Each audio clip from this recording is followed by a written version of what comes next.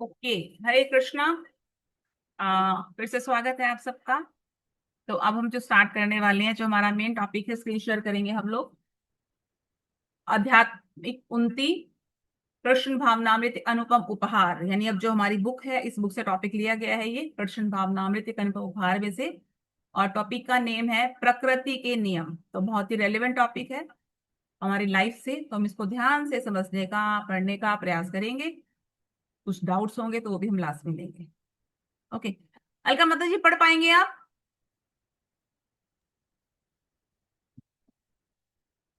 मुश्किल लग रहा है। देखती हूँ, कोशिश करती हूँ माता जी। हाँ, अगर प्रयास कीजिए तो फिक्स और तो बोलते हैं। अब ठीक है, थोड़ा सा बड़ा हो गया साइज। स्पेक्सिस तो नहीं मिल रहे माता जी, नहीं पढ़ पाऊंगी। अच्छा। और कोई भक्त? दक्षिण प्रभु, आप पढ़ेंगे?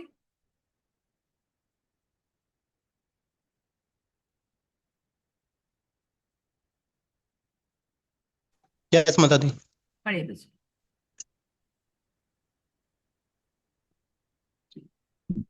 हरे कृष्णा। ठीक है। प्रकृति के नियम अत्यंत। हाँ जी माता जी। हाँ जी, पढ़िए पढ़िए पढ़िए पढ़िए। प्रकृति के नियम अत्यंत सूक्ष्म हैं और बड़ी ही चतुरता से लागू किए जाते हैं। हम्म। चाहे लोग इसे जाने या ना जाने, जी। मनुष्य संहिता में जीवन के बदले जीवन का अधिकार दिया गया है और हम्म। इसका संसार भर में पालन किया जाता है। हम्म। इसी प्रकार अन्य नियम भी है जिनके अनुसार कोई एक चींटी भी नहीं मार सकता। हम्म। उसकी जिम्मेदारी उसे स्वीकार करनी होगी। यदि हम किसी जीव को उत्पन्न नहीं कर सकते तो हम उसे मारने का अधिकार भी नहीं है। हम्म। अतएव जो मानव निर्मित नियम मनुष्य की हत्या तथा पशु की हत्या करने के में भेद भाव बरतते हैं, वे अपूर्ण है। हम्म। यद्यपि मानव निर्मित नियमों में दोष रहते हैं, किंतु ईश्वरीय नियमों में दोष नहीं रह सकते। ईश्वरीय नियमों के अनुसार किसी पशु की हत्या मनुष्य की हत्या के समान ही दंडनीय है। हम्म। जो लोग इनमें भेदभाव बरतते हैं, वे अपने निजी नियमों को गढ़ते हैं। यहाँ तक कि 10 आदेशों बाइबल में भी बाइबल में भी विधान है।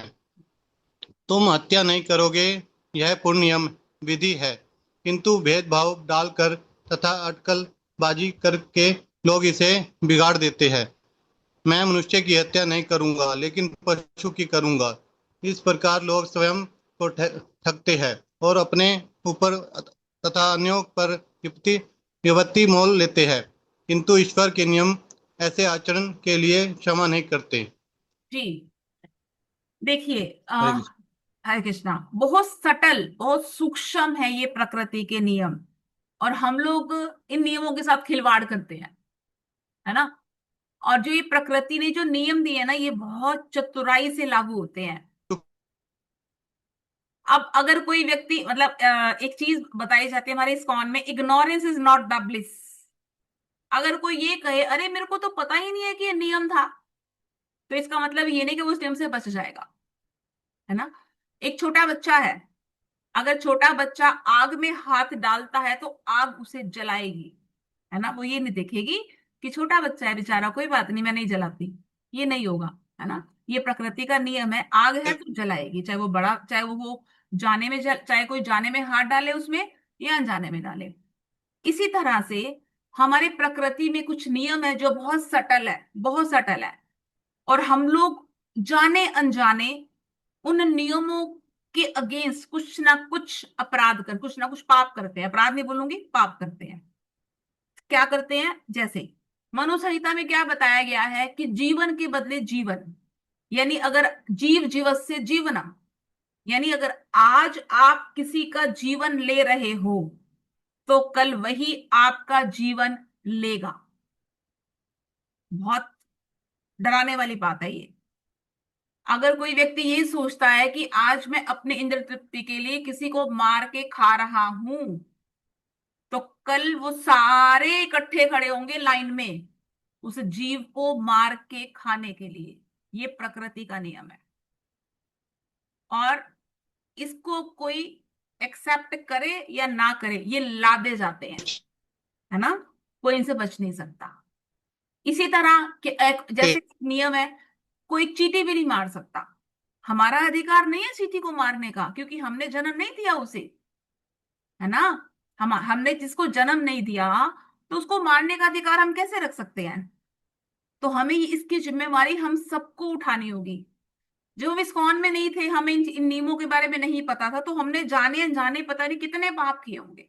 मतलब मैं तो अपनी बात करूं, मेरे घर में कोई चूहा आता था तो मैं रेड कलर रख देती थी और रेड कलर से चूहे को मार देती थी।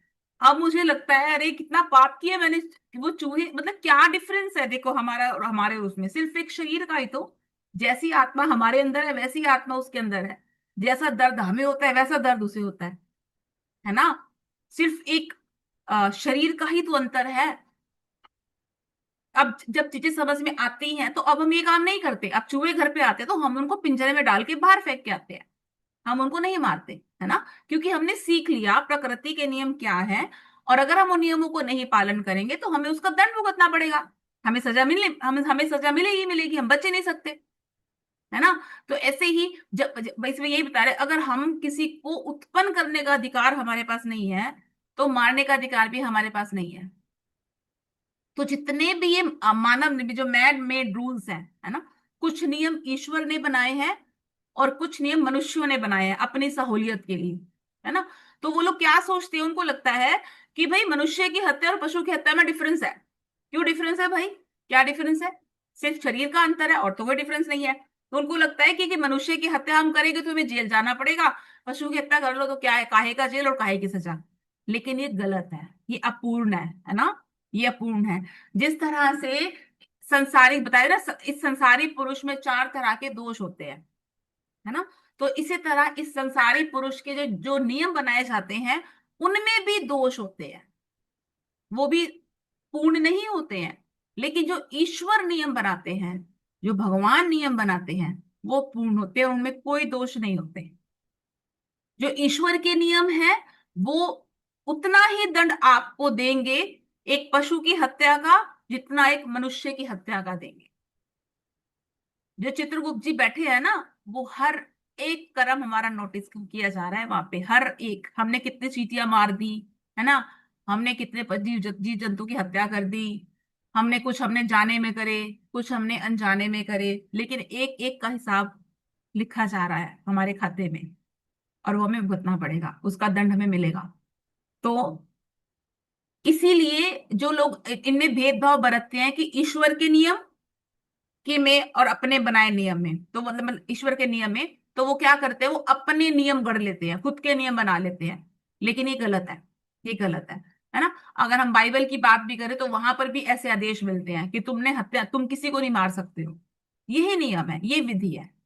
लेकिन लोग क्या करते हैं, इस विधि में अटकलबाजी क्या करते हैं कि हाँ, अटकलबाजी क्या कर दी कि जीव की हत्या करेंगे तो हमें पनिशमेंट मिलेगी, लेकिन हम लोग पशु की हत्या करेंगे, किसी मुर्गी की हत्या कर ली, किसी और जानवर की हत्या कर ली, उसको मार के खा लिया, तुम हमें को देख थोड़ी रहा है, हमें दंड थोड़ी मिलेगा। बूचर खाने बने हैं, है ना, जगह जगह बने हुए हैं, जगह जगह जीवों की हत्या की जा रही है, और वो लोग अपने इंद्र तृप्ति के लिए उनको खूब खा रहे हैं, खूब खा रहे हैं। लेकिन लेकिन इन लोगों को इसका भुगतना पड़ेगा, है ना। इन लोगों को इन सब का दंड मिलेगा, क्योंकि जो भगवान के नियम है, ईश्वर के नियम है, ऐसे लोगों के आचरण के लिए क्षमा भगवान नहीं करते। भगवान की संतान है सभी, तो भगवान इसको आसानी से नहीं जाने देते। ठीक है, और थोड़ा सा आगे पढ़ते हैं हम। यस प्रभु जी, नेक्स्ट स्टैंजा पढ़िए।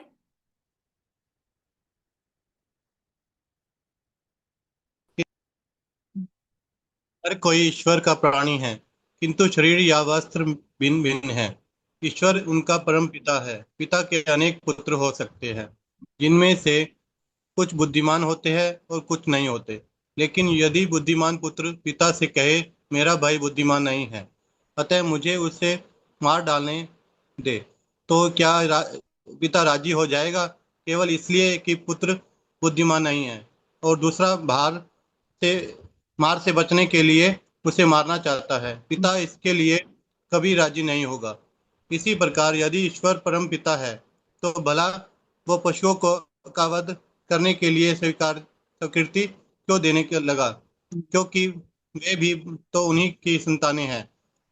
भगवत गीता में भगवान अर्जुन से घोषित करते हैं कि सारी 84 लाख योनियां उनकी संतानें हैं और मैं उनका वीर्यदाता हूँ, जनक हूँ।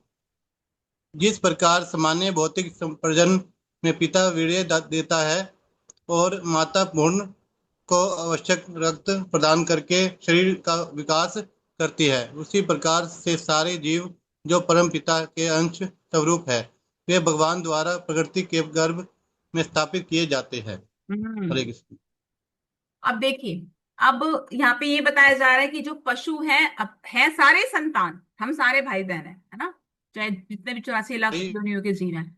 लेकिन जो पशु मैं हैं वो थोड़े से कम इंटेलिजेंट है, क्योंकि उनको पता ही नहीं, जैसे हमने पहले भी डिस्कस किया है पहले वाली क्लासेस में भी, कि एक पशु को ये नहीं पता कि मेरे को इस जीवन में क्या करना है, मेरे को भगवान से संबंध को जानना है। ये जो एक्स्ट्रा इंटेलिजेंस मिली है, ये सिर्फ और सिर्फ ह्यूमन बॉडी में मिली है। बाकी की बॉडी में ये इंटेलिजेंस नहीं मिली, एक्स्ट्रा इंटेलिजेंस। जितने भी 80 लाख यूनियन 84 में से 80 लाख यूनियन में ये इंटेलिजेंस नहीं है कि वो इस चीज को समझ सके, हमने अपने हमने भगवान के धाम को वापस जाना है, हमने भगवान के संबंध को जानना है, जागृत करना है, ये बुद्धि उनके अंदर नहीं है।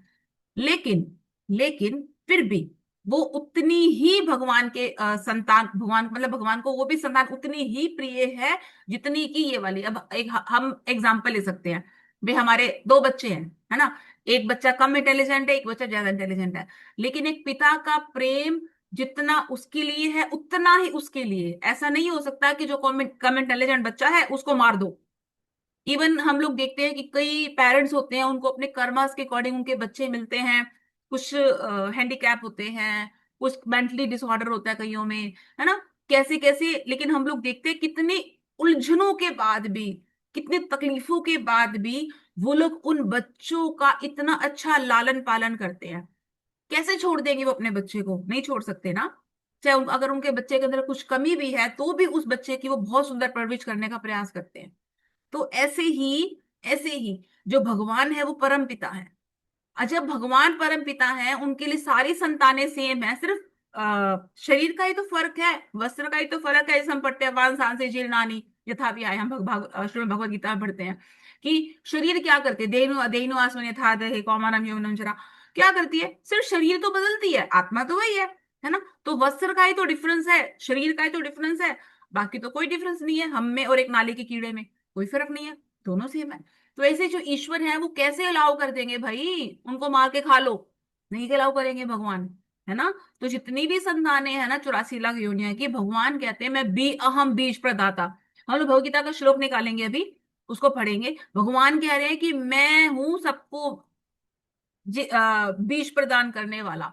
जिस तरह से एक एक इस भौतिक संसार में संतान उत्पन्न होती है पिता के वीर्य से, के माध्यम से माँ के गर्भ में, जब उस वीर्य को ट्रांसफर किया जाता है तो एक जीव का एक संतान उत्पन्न होती है उनकी। इसी तरह से जो कृष्ण है वो बीज प्रदाता है, वो हम सबके पिता है। और माता कौन है? ये प्रकृति। जो ये प्रकृति है वो माता है, ठीक है, जिसमें प्रकृति के गर्भ में जिसमें सारे जीवों का जन्म होता है। ठीक है, एक बार हम भगवत गीता का श्लोक निकालेंगे 14.4। दक्षिण को मैं आपका भी लेती हूँ क्वेश्चन। पहले हम इस श्लोक को पढ़ते हैं 14.4, 14वें अध्याय का चौथा श्लोक, पहले हम वो निकालेंगे। देखते हैं भगवान क्या कह रहे हैं इसमें।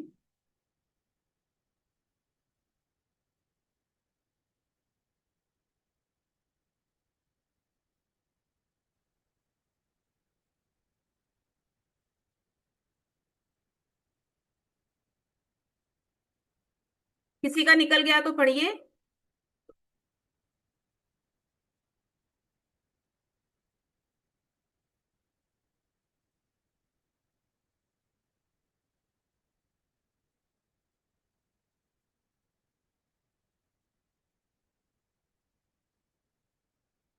14.4, लेट मी चेक। 14.4 तो नहीं है इसमें। 1 minute 1 minute 1 minute 1 minute.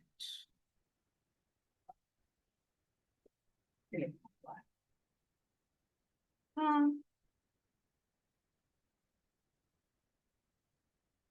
Okay okay okay. Yes, मैं पढ़ती हूँ। भगवान क्या बोल रहे हैं? सर्व योनिषु कौन्ते मूर्तया संभव संभवन्ति या तासाम ब्रह्म महाधो निरहम बीज प्रदा पिता। क्या बोल रहे हैं भगवान? हे कुंती पुत्र, तुम यह समझ लो कि समस्त प्रकार की जीव योनियां इस भौतिक प्रकृति में जन्म द्वारा संभव है और मैं उनका बीज प्रदाता पिता हूँ। तात्पर्य छोटा सा मैं पढ़ देती हूँ। इस श्लोक में स्पष्ट बताया गया है कि भगवान श्री कृष्ण समस्त जीवों के आदि पिता हैं। सारे जीव भौतिक प्रकृति और आध्यात्मिक प्रकृति के संयोग हैं। ऐसे जीव केवल इस लोक में ही नहीं अपितु प्रत्येक लोक में, यहाँ तक कि सर्वोच्च लोक में भी जहाँ ब्रह्मा आसीन है, पाए जाते हैं। जीव सर्वत्र है। पृथ्वी जल अग्नि के भीतर भी जीव हैं। ये सारे जीव माता भौतिक प्रकृति और बीज प्रदाता कृष्ण के द्वारा प्रकट होते हैं। तात्पर्य यह है कि भौतिक जगत जीवों को गर्भ धारण किए है, जो सृष्टि काल में अपने पूर्व कर्मों के अनुसार विविध रूपों में प्रकट होते हैं। तो जिसके जो जो कर्मों का खाता होता है, पिछला जब प्रलय होता है, सब जीव भगवान विष्णु में समा जाते हैं। और जब वो वापिस आते हैं इस संसार में, तो जिसका जैसा कर्म होता है, जैसी इच्छाएं होती है, उसके अकॉर्डिंग उनको शरीर मिलता है।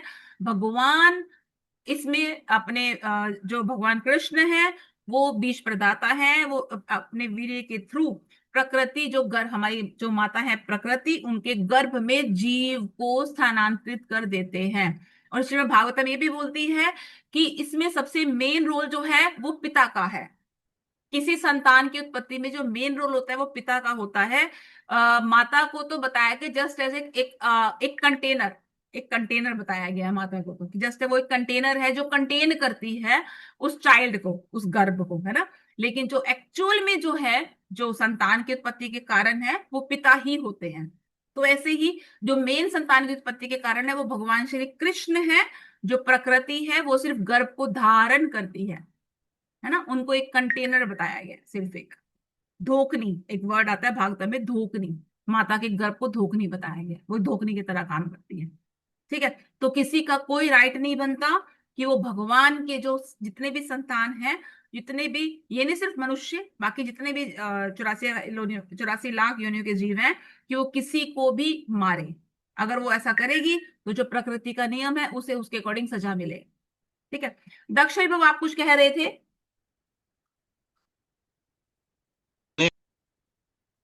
ठीक है। माता ठीक। जी, मैं ये कहना चाहता हूँ, जी जी, बताइए। जैसे पशुओं में भी, पक्षियों में भी ज्ञान होता है ना, कि अभी गाय होती है, जैसे उनको ये भोजन मिला हुआ है वही खाना है उन्होंने, और नहीं खाना। हाँ बिल्कुल, बुद्धि तो होती है पड़ोसी उनसे, लेकिन हमसे कम होती है। मैं एक बार लेक्चर सुन रही थी, बुद्धि तो है। अब आप एक गाय को मांस डाल दो, वो नहीं खाएगी, क्योंकि उसको पता है मेरा मेरा मेरा भोजन ये नहीं है। इसी तरह आप शेर को घास डाल दो, वो नहीं खाएगा, उसको पता है मेरा ये भोजन नहीं है। तो बुद्धि तो उनके अंदर होती है, उनको क्या खाना है क्या नहीं खाना, बुद्धि उनको सब होती है। लेकिन उनकी बुद्धि मनुष्य में बुद्धि नहीं है, बाकी सब में है। हाँ, लेस इंटेलिजेंस बुद्धि है उनकी, मतलब उनकी कम विकसित बुद्धि है, बस ये कह सकते हैं। बुद्धि तो है ही उनमें, ऐसा तो है नहीं बुद्धि नहीं है ना। तभी तो वो अपने बच्चों की रक्षा भी करते हैं। वो, उनको भूख भी लगती है, प्यास भी लगती है, उनको सब करना आता है, अपने बच्चों का पालन पोषण भी करते हैं वो लोग, सब पता है उनको। तो बुद्धि तो उनके अंदर है ना। लेकिन वो कम विकसित बुद्धि है, बस मनुष्यों के कंपैरिजन में। ठीक है। ओके, और कोई भक्त पढ़ना चाहेंगे? सुकन्या मुरारी प्रभु, आप पढ़ पाएंगे क्या?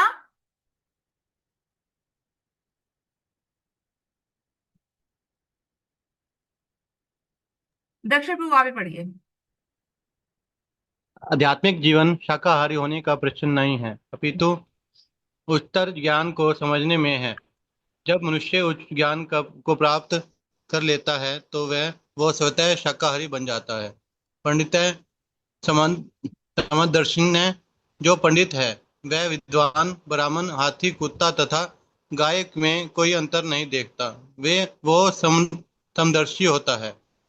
उसकी दृष्टि उन सबको संभाव से देखती है। यह कैसे होता है, वह शरीर को नहीं देखता अपितु आत्मा या आध्यात्मिक सफुलिंग ब्रह्म को देखता है। वो सोचता है यह कुत्ता है, लेकिन यह भी जीव है और अपने पूर्व कर्म के कारण ही कुत्ता बना है।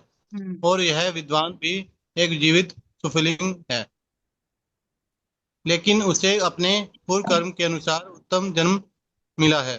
तो जब कोई इस अवस्था को प्राप्त होता है तो वो शरीर को नहीं अपितु आध्यात्मिक स्वलिंग को देखता है हम्म। और विभिन्न जीवों में अंतर नहीं देखता। वास्तव में मांसाहारियों तथा शाकाहारियों में अंतर न कर पाने का कारण है कि गाय या घास खाता है, इसमें भी किंतु उपनिषद दिया गया वैदिक आदेश हमें पथ दिखाता है। हरे कृष्ण। ओके। देखिए, अब हम जैसे नियमों की बात हम यहाँ कर रहे हैं कि प्रकृति के नियम क्या होते हैं, और हमें शिला प्रभुपाद जी ने भी 4 रेगुलेटरी प्रिंसिपल्स दिए है ना। उसमें भी प्रभुपाद ने एक नियम इसलिए डाला, डाला ना एक नियम, कि किसी तरह का मांसाहार नहीं करना। वो इसलिए ही डाला ताकि हम लोग इस प्रकृति के जो नियम है, उन जो हमसे पाप हो जाते हैं, हम उनसे बच पाए। मांसाहार नहीं करना है ना, और किसी तरह का मदिरा पान नहीं करना, अवैध संबंध नहीं बनाना है ना। तो ये जितने भी हमारे जो मेन 4 रेगुलेटरी प्रिंसिपल्स हैं, तो ये सभी प्रभुपाद जी ने हमें इसीलिए ही दिए हैं। हमारे ही रेगुलर जो हमारा जो है भक्ति में जीवन, उसमें डाले हैं कि वो जरूरी है हमें फॉलो करने, ताकि जो ये जाने अनजाने जितने भी पाप होते हैं, हम उनसे बच पाए इन नियमों को पालन करके। क्योंकि हमें, अगर हम नहीं करेंगे इनको पालन, तो हमें इसका दंड भुगतना पड़ेगा। ठीक है। अब हम आगे यह बताया जा रहा है कि जो आध्यात्मिक जीवन है, वो शाकाहारी होने का प्रश्न नहीं है, अपितु उच्चतर ज्ञान को समझने में है। एक्चुअली हमें भक्त बनने से पहले ना मनुष्य बनना जरूरी है ना। भक्त हम बाद में बनेंगे, पहले एक मनुष्य बनना पड़ेगा हमें। और जो ये आध्यात्मिक जीवन है, ये नहीं कि सिर्फ हमें शाकाहारी होने के लिए मिला कि हाँ ठीक है हम लोग, जैसे कई लोग इस तरह के होते हैं, जो लोग सोचते ठीक है हम कोई गलत काम नहीं करेंगे, हम ये नहीं करेंगे, हम वो नहीं करेंगे, लेकिन वो अपने आध्यात्मिक जीवन के लिए कुछ करना नहीं चाहते। कई तरह के लोग होते हैं, जब उनको हम बोलते हैं, प्रचार में निकलते हैं कि आप लोगों को भक्ति करनी चाहिए, आप लोगों को अपना जीवन का उद्देश्य को समझना चाहिए। कई लोगों के व्यूज क्या होते हैं, भाई ऐसा है, हम लोग किसी का दिल नहीं दुखाते, हम लोग कुछ गलत काम नहीं करते, हम लोग अपने माँ बाप की सेवा करते हैं, तो बस हम इसे में हम भगवान प्रसन्न हो जाएंगे। ये अच्छी बात है, ये अच्छी बात है ना। ये सारी चीजें आपको एक अच्छा इंसान बनाएंगी, पशु से मनुष्य बनाएंगे, है ना। लेकिन मनुष्य से एक भक्त बनने के लिए तो आपको मेहनत करनी पड़ेगी ना। आज मैं एक लेक्चर में सुन रही थी, बहुत सुंदर, कि जिस चीज के पीछे व्यक्ति भाग रहा है, वो तो हमें हमारे कर्मों से मिल ही जानी है। जो हमारा भौतिक सुख है, वो तो मिलना ही मिलना है हमारे कर्मों से। ठीक है। उसके पीछे भागते जा रहे हैं सारे, है ना। और जो चीज हमें हमारे मेहनत से हमें अचीव करनी पड़ेगी, मेहनत करनी पड़ेगी, तपस्या करनी पड़ेगी, यानी भगवान की भक्ति, उसको वो भाग्य पे छोड़ देते हैं कि भाग्य में होगी तो। क्योंकि ऐसे बहुत से लोग होते हैं, भगवान चाहेंगे तो हम भक्ति कर लेंगे, भगवान चाहेंगे तो हम माला कर लेंगे, भगवान उसको हम भाग्य पे छोड़ देते हैं। तो ये कितनी बड़ी मूर्खता है एक जीव की, एक मनुष्य की, कि वो क्या कर रहा है, जो चीज हम हमारे भाग्य से मिलनी है उस पे तो इतनी मेहनत कर रहा है ना। और जो चीज हमारे भाग्य में, जो चीज हमने अपनी मेहनत से मिलनी है, यानी भगवान की भक्ति, वो हमें खुद खुद करना पड़ेगा मेहनत, उसके लिए वो क्या कर रहा है, उसको वो भाग्य पे छोड़। तो इस तरह की हमें नहीं करना। क्योंकि जो ये जो है ना, ज्ञान को, उच्चतर ज्ञान को समझना, ये इंपॉर्टेंट चीज है। ये नहीं सिर्फ आप शाकाहारी बन गए तो ठीक है, आप आपको भगवान मिल जाएंगे, नहीं। आपको ज्ञान लेना पड़ेगा, भगवान कौन है, भगवान को जानना पड़ेगा, है ना। और जब मनुष्य इस ज्ञान को प्राप्त कर लेता है, तो वो तो फिर शाकाहारी तो अपना भी बन जाएगा। जैसे मैंने बताया, जब हम इस्कॉन में आते हैं, तो इस्कॉन में आने के बाद हम लोगों को कोई 4 नियम फॉलो करने के लिए बोला जाता है, 4 रेगुलेटरी प्रिंसिपल। तो हम अपने भी फॉलो करते हैं। फिर जब हमें पता लग गया कि ये जीव भी भगवान की संतान है, हम इसको क्यों मारे, तो अपने आप ही व्यक्ति शाकाहारी बन जाता है। उसके लिए उसको अलग एफर्ट नहीं डालना पड़ेगा। हमें एफर्ट किस में डालना है, हमें एफर्ट डालना है हाई नॉलेज को लेने में। छोटी छोटी चीजें तो अपने आप होने शुरू हो जाती है उसके बाद, है ना। जब एक एक व्यक्ति अच्छा भक्त बनता है ना, तो उसके अंदर अपने आप अच्छी क्वालिटीज डेवलप होनी शुरू हो जाती हैं। वो अच्छा इंसान अपने आप बन जाता है। तो हमें फोकस करना चाहिए एक अच्छा भक्त बनने में। बाकी क्वालिटीज धीरे धीरे धीरे धीरे अपने आप डेवलप होनी शुरू हो जाती है। ओके। आगे एक और श्लोक आता है भगवत गीता का, बहुत सुंदर, पंडिता समदर्शिना, है ना। भगवत गीता का 5वां अध्याय 8वां श्लोक है ये भी। एक बार हम उसको भी खोलते हैं और पढ़ते हैं इसे भगवान क्या कहना चाह रहे हैं भगवत गीता में। 5th chapter and 18th verse, 18th, not 8, 18th.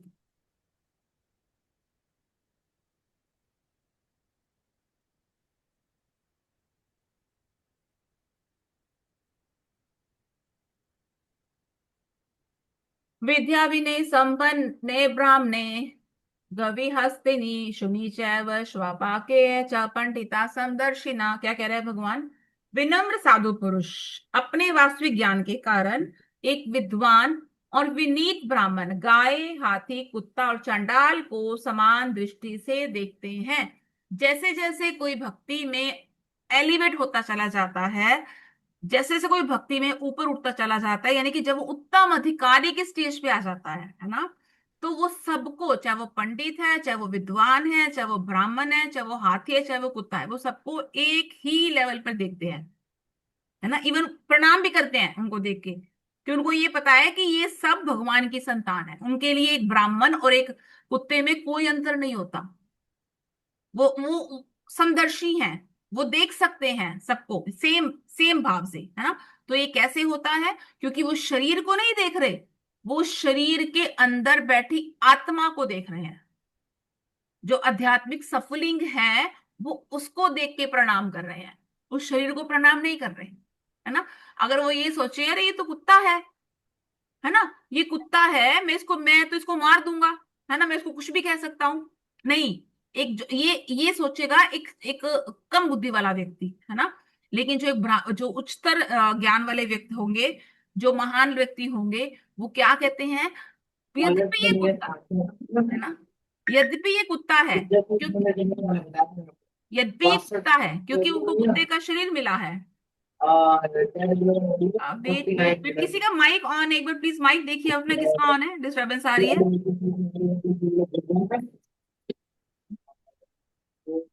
Late me check.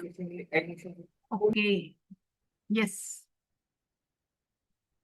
हाँ। यद्यपि वो सोचता है कि ये कुत्ता है, लेकिन यह भी एक जीव है ना। वो ये जो जो महान व्यक्ति है, वो ये सोचेगा ये कुत्ता है तो क्या हुआ, है तो जीव ना। अगर उसको कुत्ते का शरीर मिला तो उसके कर्मों के अकॉर्डिंग मिला है ना। तो लेकिन इसके अंदर जो आत्मा है, वो सही है, वो भगवान का स्पार्कल है, वो है, वो भगवान का अंश है। तो वो उसको इस तरह से देखता है और उसको उतना ही सम्मान करता है जितना कि एक ब्राह्मण का सम्मान करता है। ठीक है। और जब कोई व्यक्ति इस अवस्था को प्राप्त कर लेता है, वो शरीर को देखता, मतलब शरीर को नहीं देखता, सिर्फ उसके अंदर बैठी आत्मा को देखता है, तो इसका मतलब वो व्यक्ति एक महान स्थिति में है। ऐसे ऐसे ऐसे व्यक्ति को उच्चतर अधिकारी बोला जाता है। ठीक है। और लास्ट में प्रभुपाद बता रहे हैं कि मांसाहारी शाकाहारी में अंतर कर पाने का अंतर ना कर पाने का कारण यह है कि गाय या मेमना जिस घास को खाता है उसमें जीवन होता है। अच्छा अच्छा, सुनिए, अब इसमें आप लोगों का क्या कहना है कि पौधों में भी जीवन होता है, तो फिर हम पौधे क्यों खा रहे हैं? बताइए, क्या कहना चाहेंगे आप इसके इसके लिए, कि जीवन तो पौधों में भी है, फिर हम क्यों खा रहे हैं पौधों को? क्या टिप्पणी देना चाहेंगे आप इसमें?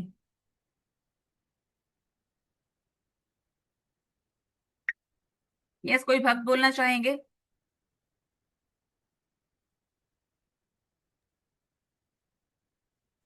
हरे कृष्ण माता जी। यस माता जी।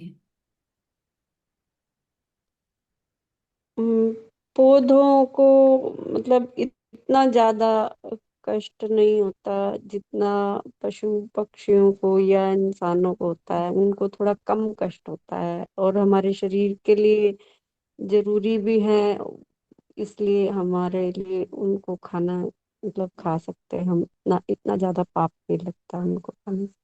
नहीं माता जी, कष्ट तो उनको भी पूरा होता है, कष्ट वाली बात नहीं है इसमें। लेकिन जैसा हमने बताया ना, एक प्रकृति का नियम है, जीव जीवस्य जीवनम, है ना। हम लोग छोटे थे, साइंस में पढ़ते थे इन सारी चीजों को। इसमें प्रभुपाद जी ये बताते हैं, जितना जितना हिंसा हमें जीवित रहने के लिए करनी पड़ती है उतनी तो हमें करनी पड़ेगी, है ना। ऑल दो पौधों में जीवन है तभी तो बढ़ रहे हैं वो। अगर उन्हें जीवन तो कैसे बढ़ते? अगर जैसे भी फोन है, अब इस फोन में जीवन नहीं है तो ये नहीं बढ़ेगा, इतने कितना ही रहने वाला है ना। लेकिन एक पौधा है, उसमें तो ग्रोथ होती है ना, इट मीन्स उसके अंदर जीवन है तभी ग्रोथ हो रही है। अगर जीवन नहीं होगी तो ग्रोथ भी नहीं हो सकती, है ना। तो फिर अब कोई ये कह सकता है, भाई अगर तुम शाकाहारी हो, तुम अपने आप को शाकाहारी समझते हो, तो फिर पौधे क्यों खा रहे हो? मत खाओ, वो भी तो जीवन है किसी का, वो भी तो किसी को मार के खा रहे हो तुम, है ना। तो उसमें ये है, जीव जीवस्य जीवना। तो इसमें यही बात होती है कि हम लोगों को उतनी हिंसा तो हमें करनी पड़ती है जितनी जीवित रहने के लिए जरूरी है, बस दैट्स इट, दैट्स इट। और भगवान भी बोल रहे हैं, पत्र पुष्प फलम तो यो मैं भक्त्या परीक्षिति, है ना। भगवान भी बोल रहे हैं कि हम ये चीजें भगवान को ऑफर कर सकते हैं, ठीक है। अब जैसे ये है कि अब ये मैं पढ़ती हूँ, चूंकि हर वस्तु परमेश्वर की संपत्ति है, ठीक है, अतः मनुष्य उतने ही अंश का भोग कर सकता है जितना ईश्वर ने उसके लिए नियत किया। इसको बोलते हैं ईशावास्य सिद्धांत। ईशोपनिषद एक बुक है बहुत सुंदर प्रभुपाद जी की, उसमें है ईशावास्य सिद्धांत। इसका मतलब है कि भगवान ने सबका कोटा फिक्स कर रखा है, सब कुछ भगवान का है, सब कुछ भगवान का है, हमारा कुछ भी नहीं है, हमारा कुछ भी नहीं है।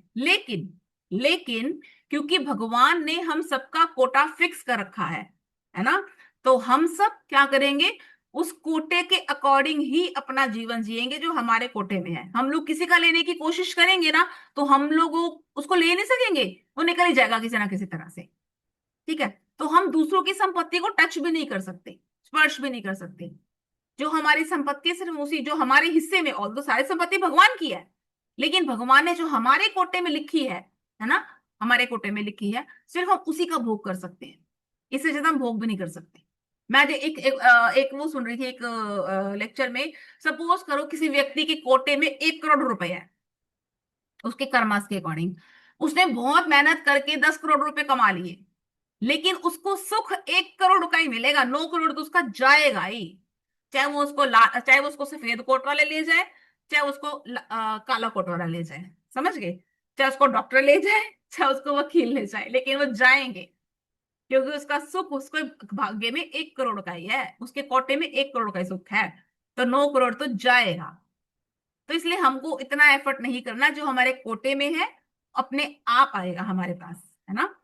वैदिक जीवन के अनुसार और समस्त वैदिक शास्त्रों के अनुसार मनुष्य को फलों और शाकों का भोजन करना चाहिए। यही यही बनाते हमारे शास्त्र बताते हैं कि हमें पशु भोजन नहीं करना, हमें फल और शाक खाने चाहिए, क्योंकि हमारे दांत इसलिए बने हैं, हमारे दांत इसलिए बने हैं।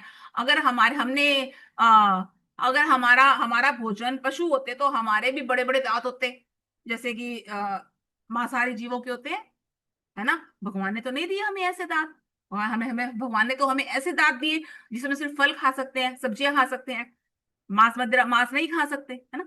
तो ताकि वो वस्तु खाई जा सके और पचाई जा सके। यद्यपि ये प्रकृति का नियम है कि एक जीव दूसरे को खाकर जीवित रहता है, जीवो जीवस्य जीवनम, ये नियम है प्रकृति का, है ना। हम प्रकृति के नियम का अगेंस्ट नहीं जा रहे अगर हम पौधे खा रहे हैं तो, क्योंकि ये नियम है। लेकिन मनुष्य को विवेक से काम लेना होता है, यहां हमें बुद्धि चलानी पड़ेगी। फल फूल शाक चावल अन्न दूध मनुष्यों के लिए बने हैं, ये सब मनुष्यों के लिए हैं। पशु दूध उत्पाद है, पशु का रक्त दूध में बदलता है ना। लेकिन गाय अपने बछड़े की आवश्यकता से अधिक दूध देती है, क्योंकि दूध मनुष्य के लिए बना है। समझ आए क्या यहाँ पे प्रोपा जी क्या समझाना चाह रहे हैं? जो दूध है एक एनिमल प्रोडक्ट है, ठीक है। अब जो दूध बनता कैसे है, जो उसका ब्लड होता है वही तो दूध में ट्रांसफर होता है ना। ऐसे ही मदर का होता है। अब देखो ना, भगवान प्रकृति का नियम देखो, जब एक माता गर्भवती होती है और उसका बेबी जन्म लेने वाला होता है, तो ऑटोमेटिकली वो इसके स्तनों में दूध आ जाता है, उसका यानी उसका जो ब्लड होता है वो दूध में कन्वर्ट हो जाता है। ऐसे ही एनिमल्स के साथ, गाय के साथ होता है। लेकिन गाय क्या करती है, जितना बछड़े को दूध चाहिए, सबसे पहले बछड़े को जितने भी गाय दूने वाले होते हैं, तो पहले बछड़े को उसका दूध पिलाते हैं, अच्छे से वो बछड़े का पेट भरते हैं, और बाकी जो एक्स्ट्रा दूध होता है वो मनुष्यों के लिए बन जाता है, मनुष्य पीते हैं उसको। तो मनुष्य को चाहिए कि वो दूध दुहकर गाय को जीवित रहने दे। इस प्रकार ये नहीं कि गाय को मार दे, है ना। इस तरह प्रकृति के नियम का पालन करते हुए मनुष्य सुखी रहेगा। तेन त्यक्तेन भुजता, मनुष्य को ईश्वर ने जो कुछ दे रखा है उसे ही ग्रहण करके वो सुविधा से जीवन बताए। जो आपके भाग्य का है, जो आपके कोटे का है, आप उसी में अपना जीवन को सुखी से बिताना चाहिए, बजाय कि हमें ज्यादा ज्यादा ज्यादा ज्यादा लेने के चक्कर में पाप करना चाहिए। ठीक है, तो ये आज का टॉपिक था, यहाँ पे हम लोगों का। ओके। इसके दो चार क्वेश्चंस हैं, जिसको हम अगर चाहें तो 5 मिनट डिस्कस कर सकते हैं। दूसरे जीव की हत्या के लिए मनुष्य के बनाए गए नियम भगवान के नियम से कैसे भिन्न है, बताइए।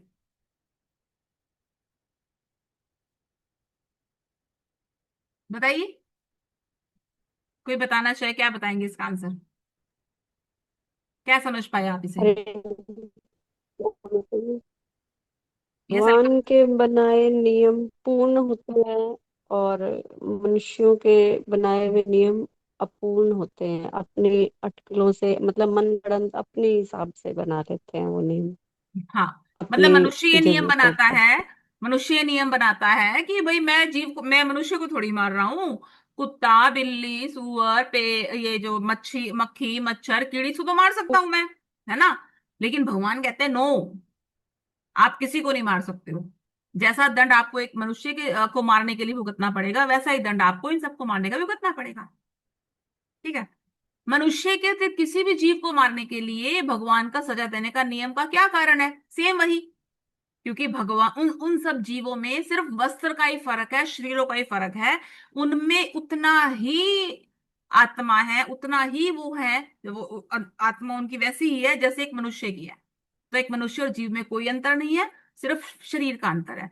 इसीलिए दोनों को मारने की सजा जो है वो एक ही होगी, अलग अलग नहीं होगी। वो बात अलग है कि यहाँ पे यहाँ नहीं मिलेगी उसकी वो सजा, तो आगे भगवान देंगे आपको, लेकिन मत मिलेगी तो सही, ऐसे छोड़ा तो नहीं जा सकता। आत्मा का आकार क्या है, कौन बताएगा, कौन बताएगा आत्मा का आकार क्या है। बाल आपकी वॉइस ब्रेक हो रही है दक्षिण बाबू, दोबारा बोलो।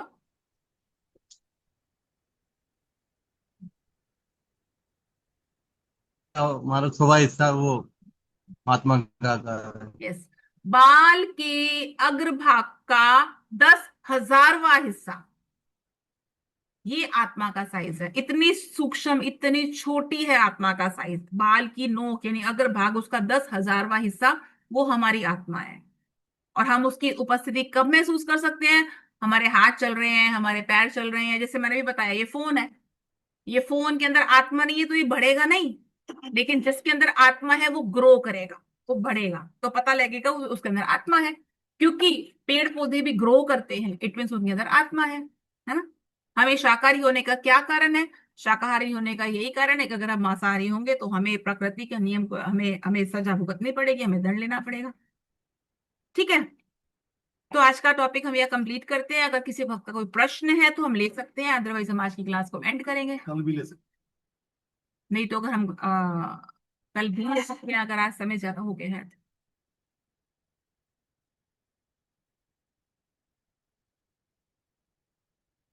ठीक है, एंड करें आज हम क्लास को। बहुत बहुत धन्यवाद आप सबका आज क्लास को ज्वाइन करने के लिए। जगत गुरु शिला प्रभुपाद की जय। और की जय। जय हरे कृष्ण माता जी। आयशा।